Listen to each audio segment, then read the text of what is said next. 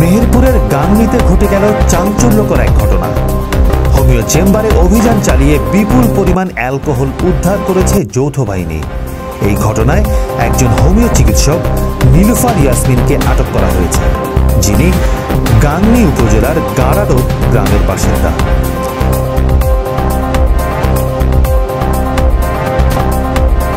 অভিযানটি পরিচালনা করেন গাংনী উপজেলা নির্বাহী অফিসার ও নির্বাহী ম্যাজিস্ট্রেট প্রীতম সাহা, যৌথ বাহিনী সহ মাদক বিরোধী ট্রান্সপোর্টের অংশ হিসেবে।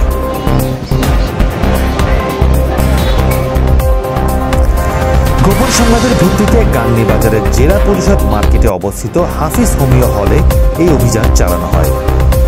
এছাড়াও চিকিৎসকের নিজ বাড়ির রান্নাঘর ও একটি পরিত্যক্ত ঘর থেকে মোট 1122 বোতল অ্যালকোহল উদ্ধার করা হয়, যার আনুমানিক বাজার মূল্য 1,70,000 টাকা। গাংনী থানার অফিসার ইনচার্জ বানী ইসরায়েল জানান, নীলুফার ইয়াসমিনের বিরুদ্ধে মাদকদ্রব্য নিয়ন্ত্রণ আইনে মামলা দায়ের করা হয়েছে।